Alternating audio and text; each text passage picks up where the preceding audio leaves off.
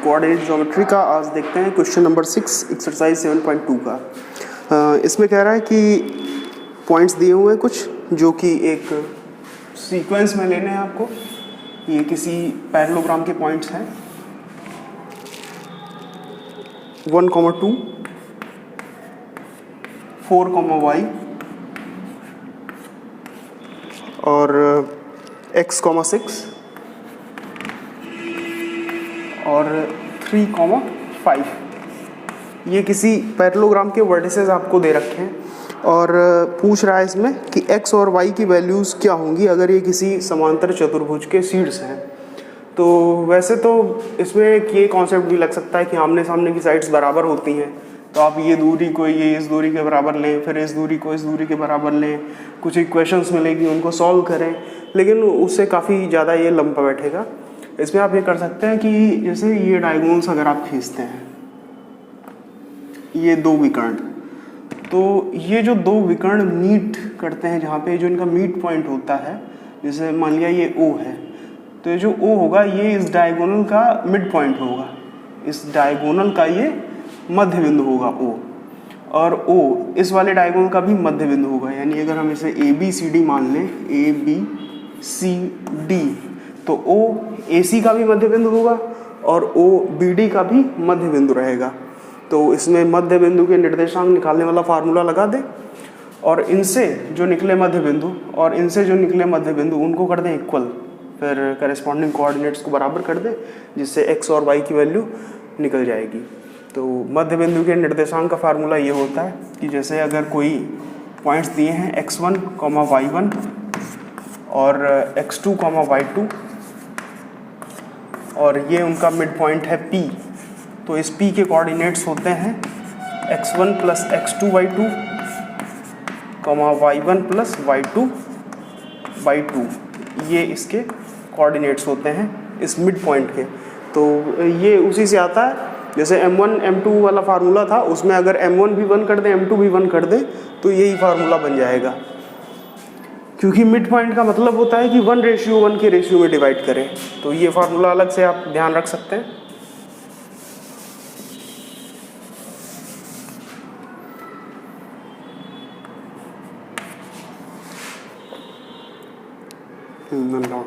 अब ये mid point O के कोऑर्डिनेट्स निकालते हैं, तो O के कोऑर्डिनेट्स क्या हो सकते हैं?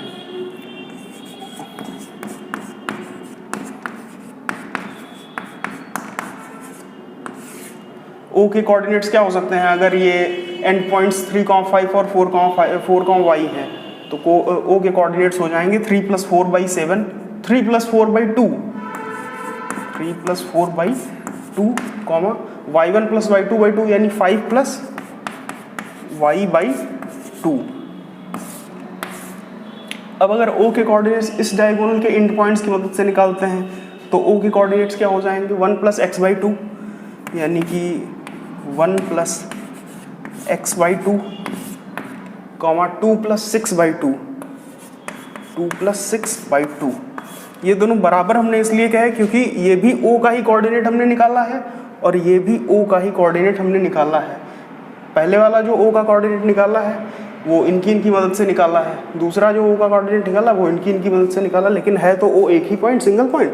तो अब दोनों को इक्वल कर दें, दोनों को इक्वल, पहले x कोऑर्डिनेट्स इनके इक्वल कर दें, यानी कि 7/2 बराबर होगा 1 + x/2 के। तो 2 से 2 कैंसिल, x + 1 बराबर 7, यानी कि x बराबर 6। अब ये कोऑर्डिनेट्स इक्वल कर दें, यानी कि 5 + y/2 = 8/2 यानी कि 4। तो 5 + y बराबर 8,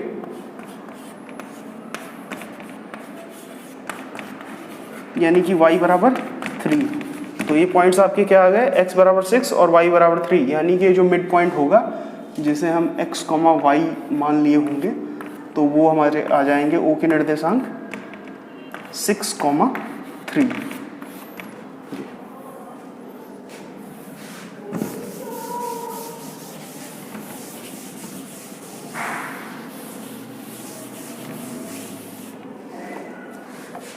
नेक्स्ट क्वेश्चन कह रहा है कि A के निर्देशांक ज्ञात करने हैं जहां AB एक वृत्त का व्यास है और जिसका केंद्र 2, -3 है, तथा B के निर्देशांक 1,4 हैं, यानी कि एक सर्कल दे रखा है आपको और उस सर्कल का डायमीटर दे रखा है। डायमीटर क्या होता है? डायमीटर होती है एक ऐसी कॉर्ड जो कि सेंटर से होके जा रही हो, यानी कि एक ऐसी जीवा जो कि केंद्र से होके जाती है, डायमीटर कहलाती है। तो ये डायमीटर दे रखा है AB और A के कोऑर्डिनेट्स आपको दे रखे हैं। इसमें A के निर्देशांक पता करने हैं। B के कोऑर्डिनेट्स दे रखे हैं 1,4, यानी ये B है, इसके कोऑर्डिनेट्स हैं 1,4 और जो सेंटर है, सेंटर के कोऑर्डिनेट्स क्या दे रखे हैं?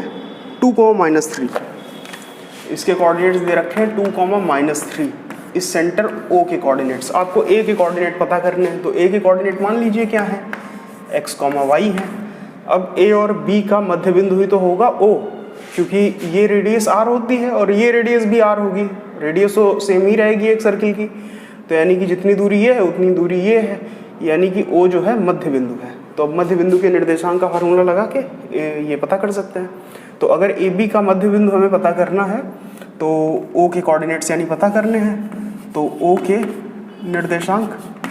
निर्देशांक पहले से ही पता है। O के निर्देशांक क्या हो सकते हैं? AB की मदद से, यानी कि x + 1/2,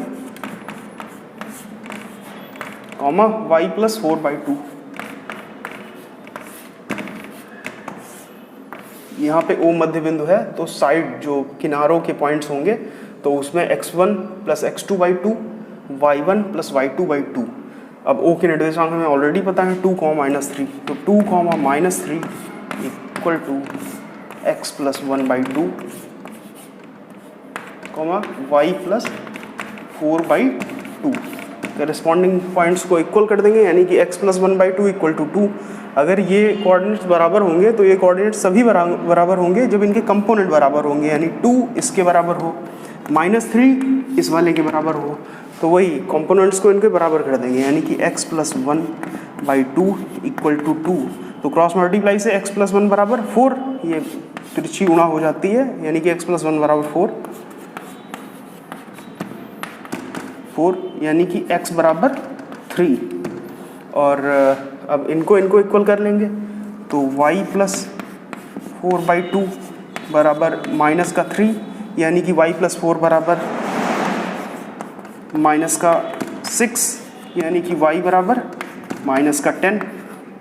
तो यहाँ पे A के कोऑर्डिनेट्स क्या हो गए? x, y माने थे, x की वैल्यू आई 3, y की -10, तो A के कोऑर्डिनेट्स हमारे आ गए 3, -10। ये हो गया सॉल्यूशन।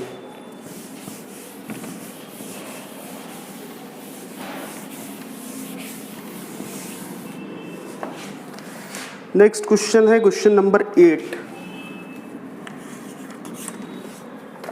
8 क्या कह रहा है कि A और B जो क्रमशः -2, -2 और 2, -4 हो तो बिंदु P के निर्देशांक ज्ञात कीजिए ताकि AP बराबर 3/7 AB और P रेखाखंड AB पर स्थित है।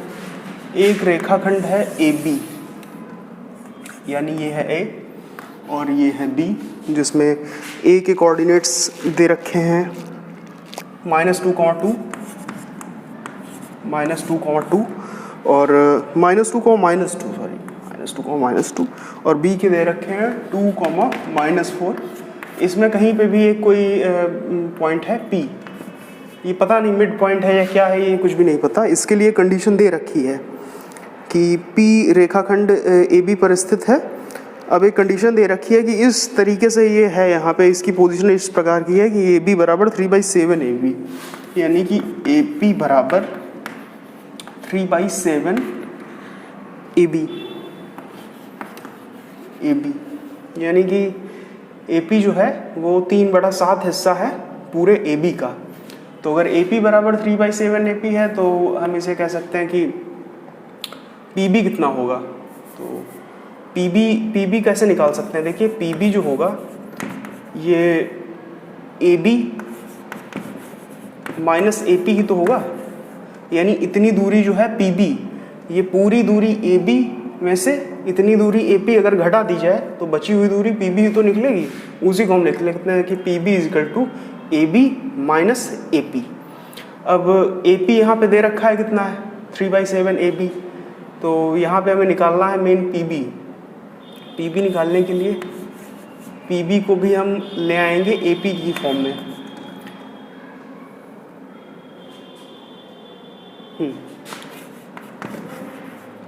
माइनस ए पी की वैल्यू 3/7 ए बी, ये पी बी निकालना था, ए बी को ए बी रखा, पी बी को पी बी रखा, अब ए पी की वैल्यू यहाँ से उठा ली 3/7 ए बी। हाँ, तो ये पी बी की वैल्यू हो जाएगी, ये यहाँ से एलसीएम लेके ये हो जाएगा 4/7 ए बी। अब पी बी हो गया 4/7 ए बी और ए पी हो गया 3/7 ए बी, तो ए पी और पी बी का रेशियो निकाल सकते हैं, यानी कि A P by P B. A P की वैल्यू 3/7 ए बी और पी बी की वैल्यू 4/7 ए बी, यानी ये कैंसिल, ये 7 कैंसिल, तो A P by P B आ रहा है 3/4, यानी कि ए पी और पी बी का जो रेशियो है वो 3/4 है, यानी ए पी और पी बी का जो रेशियो है वो 3/4 है, यानी पी जो पॉइंट्स है वो 3/4 के रेशियो में ए बी को डिवाइड करता है। ये हमें इतनी चीज़ यहाँ से पता चल गई। अब इसकी मदद से पी के कोऑर्डिनेट्स निकाले जा सकते हैं बड़ी आसानी से। तो फिर पी के कोऑर्डिनेट्स निकालने के लिए वही फार्मूला, 3 की मल्टीप्लाई इससे दूर वाले पर एक्स कोऑर्डिनेट से, यानी 3 2 जा 6, 4 की -2 से यानी कि -8 अपॉन दोनों का सम 7, प्लस 3 की दूर वाले वाई कोऑर्डिनेट से यानी कि -4 से तो -12, 4 की -2 से यानी कि -8 अपॉन सम, तो 8 और 6 -2/7 और ये -20/7। ये हो गए कोऑर्डिनेट्स, ये हो गया आंसर।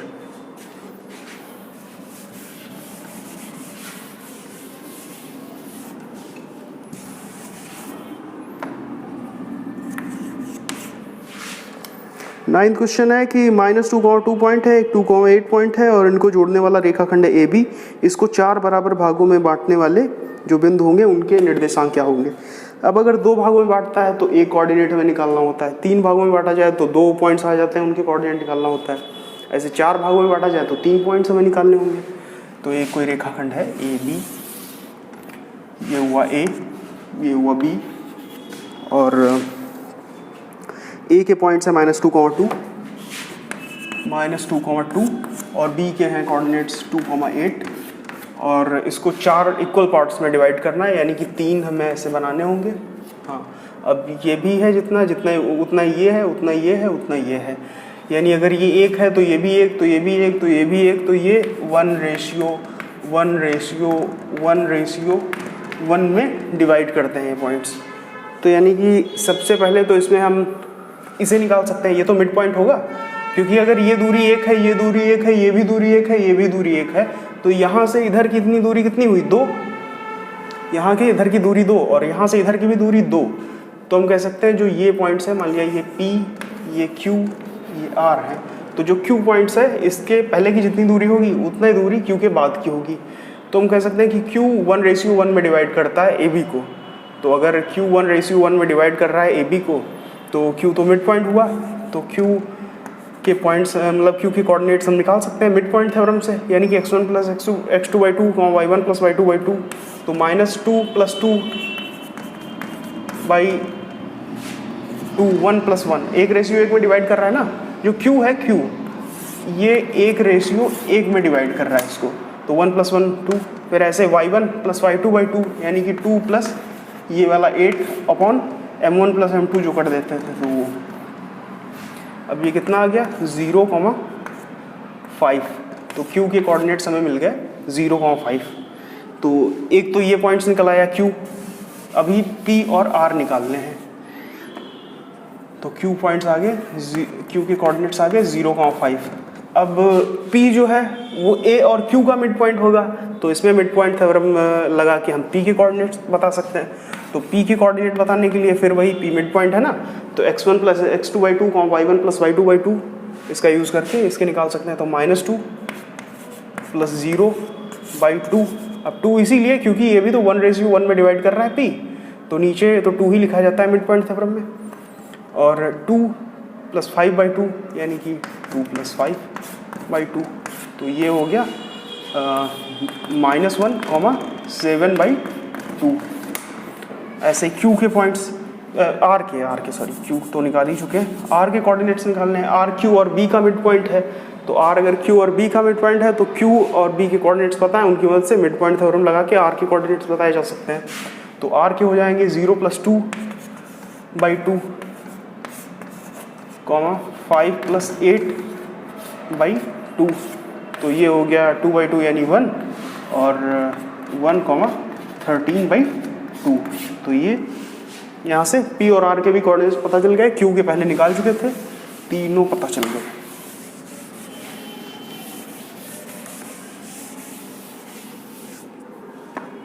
अब ये 10th क्वेश्चन क्या कह रहा है कि एक समचतुर्भुज का क्षेत्रफल, समचतुर्भुज यानी रोम्बस का एरिया निकालना है। उसके वर्टिसेस दे रखे हैं 3, 0, 4, 5, -1, 4 और -2, -1। जैसे ये एक रोम्बस दे रखा है,